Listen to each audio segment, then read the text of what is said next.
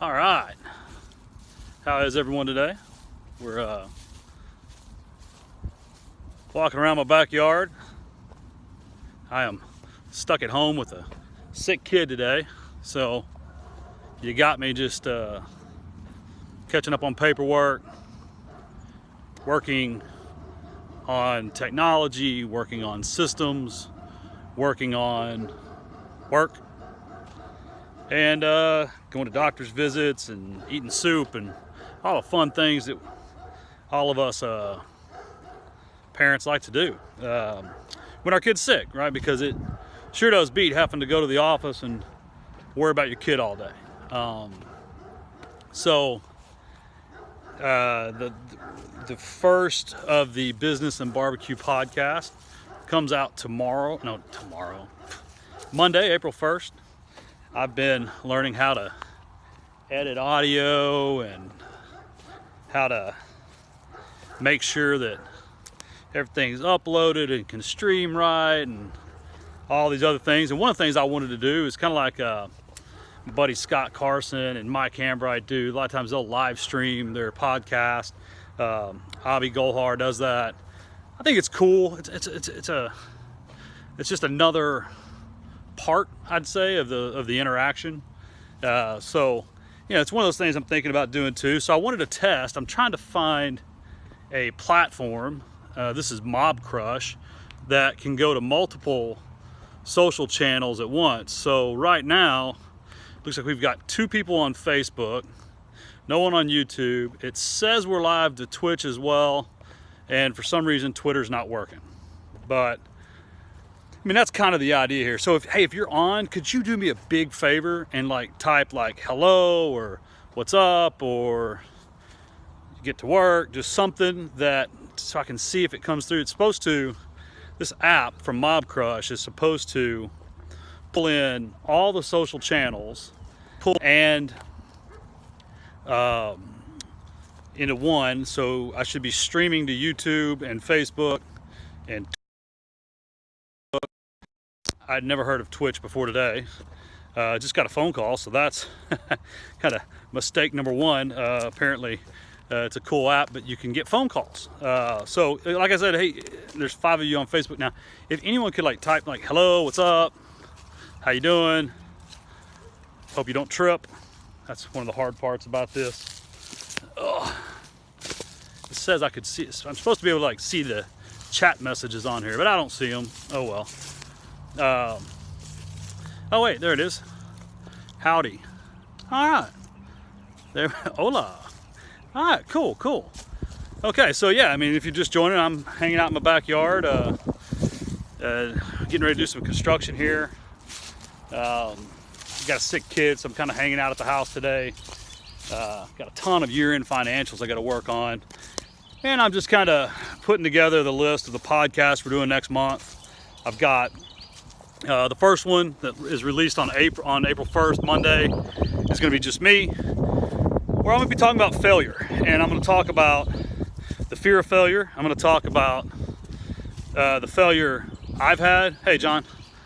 And I think it's kind of one of those things that somebody a week or so ago said something to me like that the social presence that I have right now, where I'm trying to go out and be kind of encouraging to entrepreneurs, may project an image of someone that's perfect or has never failed. And I hope that's not the truth, but I also want to say that, as an entrepreneur, it's important that you don't focus on your failures, because, you can find plenty of metaphors and analogies about you have to fail in order to succeed. You can find all these stories, the Michael Jordan, I never missed a game, or Wayne Gretzky, whoever it is that said, they never missed a game-winning shot they didn't take, so on and so forth. So I just want to say that take nothing that I say on social media or my blog or on the podcast as some sort of implication of perfection. It's quite the opposite. I think I've made so many mistakes that, and so rapidly at the age of 40, that I can share a lot. And the key is on those mistakes, you got to try to learn from them. And that's that's what I try to do. I try to learn from my mistakes. I try to learn from my errors. I try to learn from my miscalculations. I try to learn from times that I enter into a business and I don't plan properly. Plenty of times I've entered into ideas and I've done product launches that fell flat on their face. I've paid for people's products that I've seen that online that you know, a week later I get an email like, hey, we didn't sell enough of that, so we're just going to refund your money, thanks. And some of the biggest info marketers in the world, I mean, that's their strategy. They come up with what's a great idea to them, and they don't know if the customers or the audience is going to find it to be a great idea. So they test it. And how do they test it? They test it by going through a product launch. And they go through a product launch and they have 500 people on a webinar and 3 people buy it, and they're like, oh, okay, well, that was a horrible idea. And so instead of producing the product for 3 people, they quickly recognize failure, or not even failure, a bad concept, a bad idea, and they refund the people's money and they move on. I've done it on events I've hosted. I've hosted everything from the first REI Expo to the last SFR Summit and several things in between. And I can't tell you how many times 2 weeks into ticket sales, I knew I was going to have a great event, and how many times in 2 weeks into ticket sales, I knew the event needed to be canceled. And you know, it's just, I think it's part of being honest with yourself, and an honest entrepreneur is that, you know, failure is, I wouldn't say it's the name of the game, right? Because, you know, in a perfect world, right, I mean, you could be successful 9 times out of 10. But I think about Apple Maps. You know, that may have been the biggest failure ever.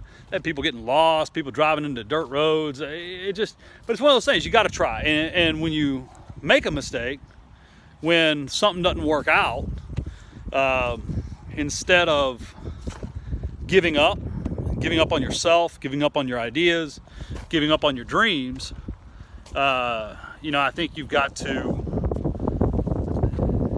in the Marine Corps, we always said improvise, adapt, and overcome. And you know, I think that's what I try to do. I've had businesses that oh man, there have been colossal failures. I've had businesses that were really good, but I didn't have the expertise to grow them or to manage them, and someone else that did copied the idea or came up with the idea simultaneously. And that sun is awful, isn't it? And then you know, you can get out executed. And I think that's what's important as an entrepreneur, is like, you can't be afraid of failure. You can't be afraid of making a mistake. You can't be afraid of looking bad in public or in front of people. You try not to repeat those mistakes. You know, obviously, right? You don't want to. You don't want to make the same mistake with every business, right? That's not smart. I make the same mistake in every business. Every now and then. I mean, it's one of those things you have to realize as an entrepreneur that it's like, for me personally, I'm not a good manager. I'm not that good of a leader, honestly, because my attention span. I don't pay attention to things long enough anymore. I used to. I was a really good leader when I was in the Marine Corps, but you know, that was my only job. And since then, I've kind of become this ADD entrepreneur, and it's interesting. I've now kind of fallen into this good rhythm of where I fit best is to build and exit companies. I think that's where I fit best. One of my buddies, Taurus, that's on this video, or it was a minute ago, we were having lunch at Snuffers a couple months ago, and he said something about, he goes, yeah, it's all about freedom and money. And there's nothing wrong with that, right? it's freedom and money. I mean, we're entrepreneurs, business owners, investors.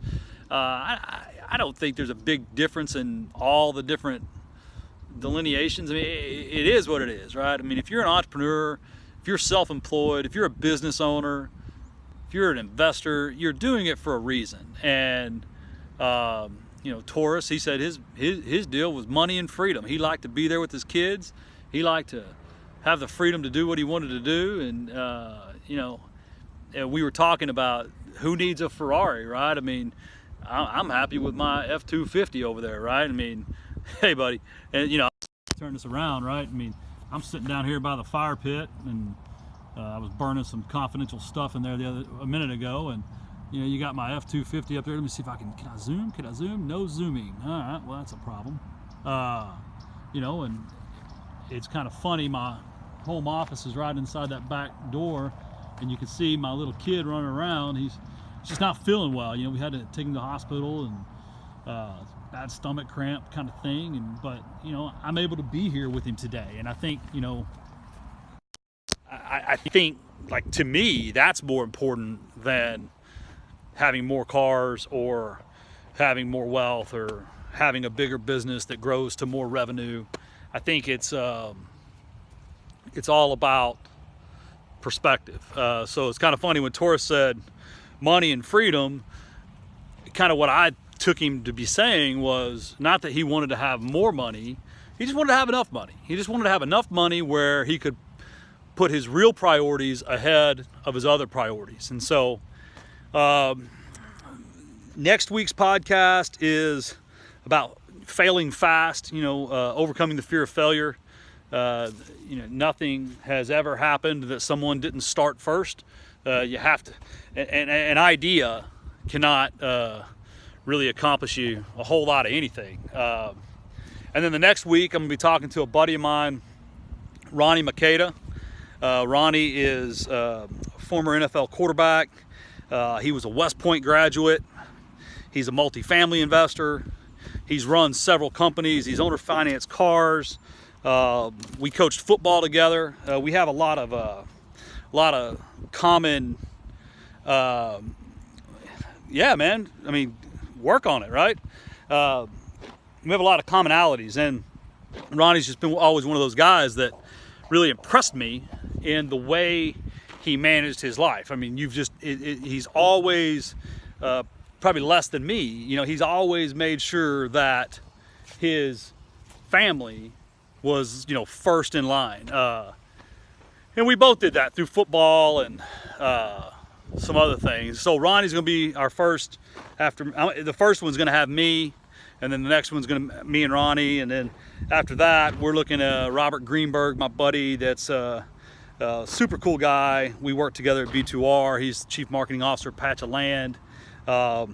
He's an investor in several different companies that I've known of, and owns some rental property, and he's just a really cool dude to get to know in his perspective on entrepreneurialism and intrapreneurialism, right? I mean, like, you don't have to be an entrepreneur. You don't have to own your own company to have this mindset, right? I mean, you can be an intrapreneur. You can be an entrepreneur inside someone else's company. My buddy Mike Hambride's gonna hop on.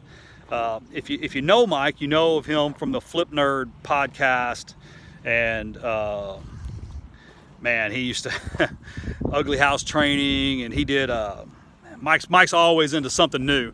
Investor Fuel's his big deal right now. Mike is really trying to help real estate investors get a handle on their business and grow it to another level. He and I were partners when I had the Ugly House Seminar and my Home Investors Development Agency, and we worked really well together because I sold the franchises and he managed them, right? And part of that, again, is knowing your skill set. I used to tell Mike, I was like, man, I love selling these things. I just hate talking to the people on a residual basis. And so, but Mike loves that thing, right? He gets jazzed out of helping people nonstop, you know, and I get jazzed out of having a cold beer and eating some barbecue with people. But that's me and that's Mike. But, you know, Mike does a really good job of balancing his entrepreneurial desires with his free time. If you follow him on Facebook, you know that he's always somewhere with Lindsay and Jake, and everywhere from Lord, in the last couple months he's been in Florida and Wyoming, and I think they were in Yellowstone riding, what's it called, on the snowmobiles. And so, you know, Mike's a cool dude. And then I'm trying to get Charlie on. Charlie's a good friend of mine, CEO of a big advertising agency. So that's another thing. This is not going to be a real estate centered podcast. And a lot of you know me as a real estate investor, or as a real estate entrepreneur, or an event guy, someone that's always trying to sell you something. I don't know, however you know me. But I'm going to do my best to bring you a lot of sales, marketing, business development, operations, administrations, human resources, tips and tricks that are helpful for entrepreneurs, because, you know, that's where we struggle as entrepreneurs. A lot of times we don't have the money, the budget, the infrastructure, the resources to staff up, to have a compliance attorney and a HR attorney and a contract attorney and all these other things. And on the flip side, having had my experience with the Blackstone company I ran, I know that a lot of the things big companies do translate well to what small companies do. And so we're going to talk a lot about that. And each podcast, you know, 25, 30 minutes. We can keep it light, fun, and fast. So it looks like I'm done testing my software. Thank you for those of you that have joined me on this, I think Tuesday afternoon. Is it Tuesday? Yeah, Tuesday afternoon. Make sure you go to timharrods.com, follow the blog, check it out. We'll be posting our podcast on there and iTunes and all that other stuff come Monday, April 1st. And we'll be publishing every Monday after that. Until then, I hope you have a great week. Thanks for your time. Thanks for the chats, John and Taurus. It let me know that at least Facebook was working. I was hoping someone would join in on YouTube. I don't know if it even went live on YouTube. And like I said, we're on Twitch, but I don't even know what that means. So it said to join, and I did. So, well, there you go. Me and my backyard. We're about to build a big old house right there, and another swimming pool and a cabana, and just a little backyard paradise. Thanks, John. So till the next time, you folks